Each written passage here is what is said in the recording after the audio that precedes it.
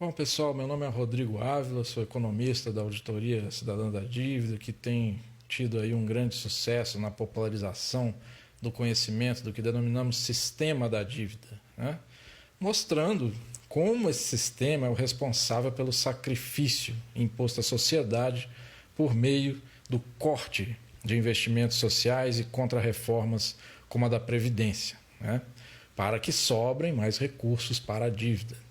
Mostramos também que o sistema da dívida ele tem avançado por meio de vários mecanismos fraudulentos, né? Como, por exemplo, a contabilização de juros como se fosse amortização, a tal de rolagem, que muita gente fala por aí, né? E o esquema da chamada securitização de créditos, né? Securitização de créditos públicos que está se tornando um modelo de negócio para desviar recursos que nem alcançarão o orçamento público, né? E cada dia mais pessoas compreendem, né, esse funcionamento perverso do sistema da dívida. E aí compreendem também a sua centralidade para esse modelo econômico que precisa ser modificado. Essa conscientização tem incomodado algumas pessoas que têm desferido ataques aos nossos estudos. Nesse vídeo, vou mostrar para vocês o furo dos argumentos dessas pessoas que nos atacam. Uma lista desses argumentos vocês já encontram no texto Mentiras e Verdades sobre a Dívida, parte 3, que vocês podem acessar clicando aqui embaixo na descrição do vídeo. Vários ataques aí são desferidos contra nós, principalmente por pessoas, né, que fazem parte do grupo de beneficiários da dívida, né, o grande setor financeiro, a grande imprensa, e tem muita gente que tem copiado muitos argumentos, né? É importante a gente estar preparado para esse debate, porque tem muita gente por aí copiando esses argumentos dos neoliberais, né? Mas vamos lá. A auditoria da dívida está prevista na Constituição de 88, pelo artigo 26 do ADCT, que é o Ato das Disposições Condicionais Transitórias. Aqueles que nos atacam dizem, né, que a auditoria cidadã da dívida não poderia utilizar esse fundamento porque a Constituição só fala em dívida externa e atualmente grande parte da dívida é interna. Ora, todas as pessoas que estudam um pouco já sabem que grande parte da dívida externa foi paga com dívida interna, né?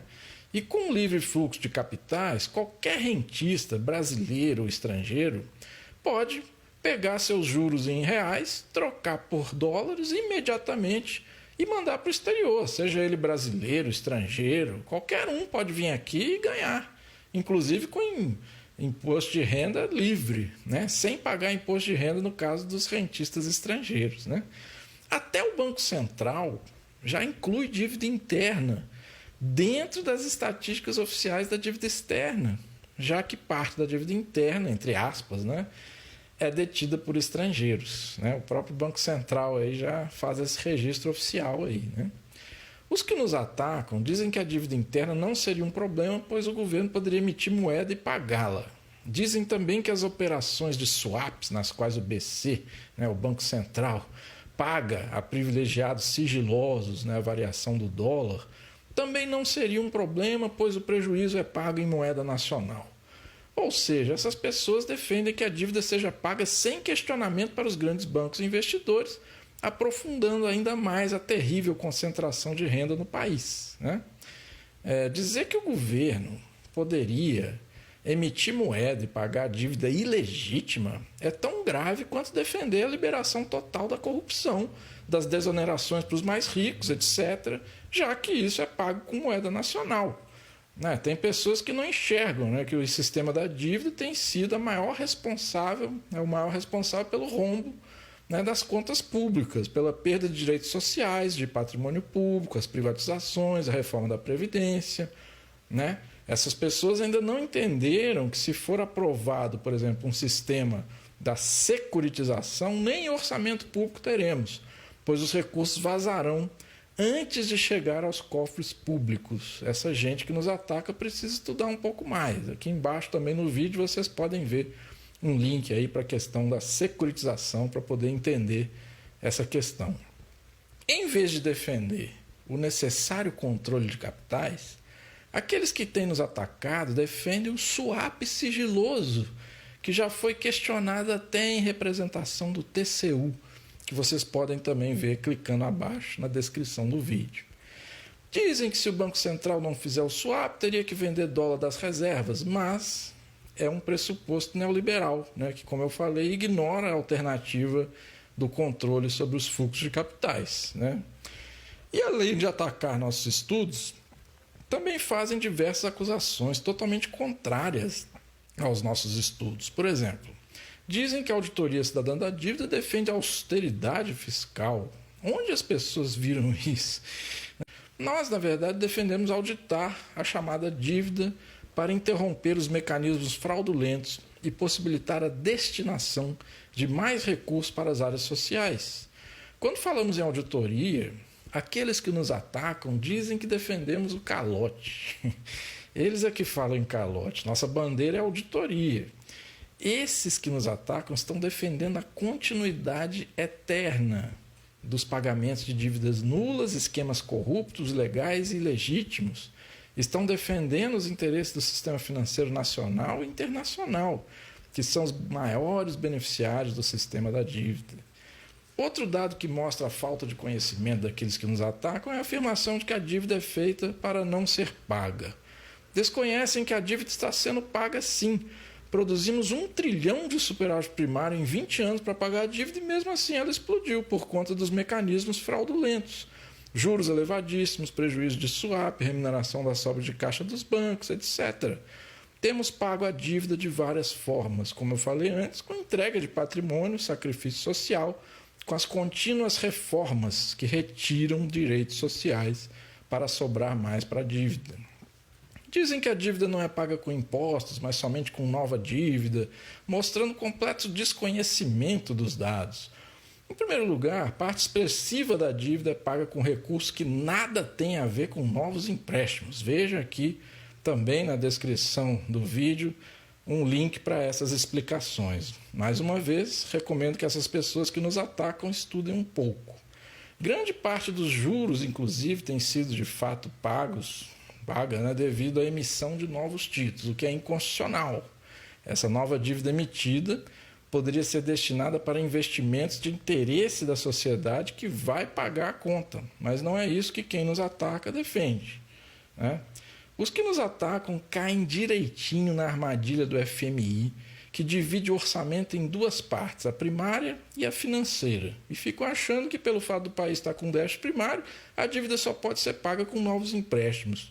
Esquecem que todos os anos o governo tem centenas de bilhões de reais de fontes não primárias, que nada tem a ver com novos empréstimos, tais como juros, amortizações de devedores da União, estados, municípios, BNDES, lucros do BC, do Banco Central, e remuneração da conta única. Aliás, o estoque da conta única está acima de 1 trilhão. E é exatamente por isso que o governo vai lá e pega o que quiser para pagar a dívida, inclusive receitas primárias de anos anteriores. Não sabem pesquisar o CIAF para ver isso, né? Que o CIAF é o sistema oficial do orçamento. Só ir lá para ver as fontes que estão sendo utilizadas para o pagamento da dívida. Os que nos atacam chegam a confessar medo de uma auditoria. O que teriam para esconder? Quem estão defendendo, né?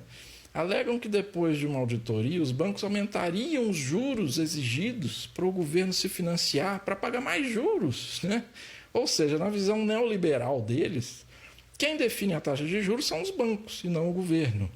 E acham que os bancos é que decidem para quem emprestar e a que taxa. Dizem que a fatia destinada à dívida estaria reduzindo nos governos de Temer e Bolsonaro e que isso seria uma contradição da auditoria cidadã. Porém, isso é mentira, pois tais valores sempre giram em torno dos 40% e existem sim anos em que os governos do PT destinaram uma fatia menor para a dívida do que Temer, conforme se vê também abaixo na descrição do vídeo. Tais oscilações pequenas em relação ao total de gastos com a dívida dependem de condições, como taxa de juros, né, que oscilam de acordo com a conjuntura, já que a política econômica, né, o regime de meta de inflação é basicamente a mesma nos governos de FHC, PT, Temer e Bolsonaro.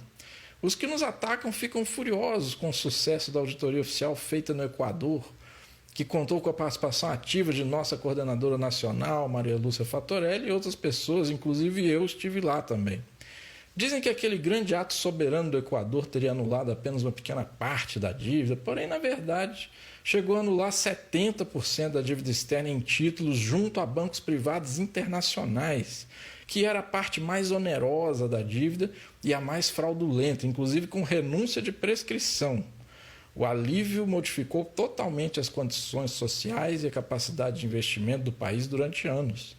Além disso, é preciso ressaltar que o tipo da dívida anulada, dívida em títulos com investidores estrangeiros do mercado financeiro, é idêntica à dívida externa brasileira que foi transformada em interna no Brasil. A atitude soberana do Equador representou um importantíssimo exemplo que derruba todos os argumentos neoliberais de que se anular uma dívida geraria uma grande crise. O resultado foi exatamente o contrário. Podem acessar na página da Auditoria Cidadã também, aqui embaixo, na descrição do vídeo, um link que mostra como foi a experiência do Equador. Seguiremos defendendo a auditoria oficial da dívida, como previsto na Constituição, e realizando os trabalhos da Auditoria Cidadã. Venham participar, acessem nossas mídias e fiquem atentos para esses comentários aí dos analistas financeiros de grandes bancos e da grande mídia, né, que infelizmente têm sido repetidos, muitos deles, por pessoas, né, que às vezes falam isso com outros propósitos políticos, né? Acompanhe a nossa página no Facebook, as nossas páginas nas redes sociais, que vocês vão saber melhor quais interesses estão por trás, né, desses argumentos. Valeu, gente, é isso aí.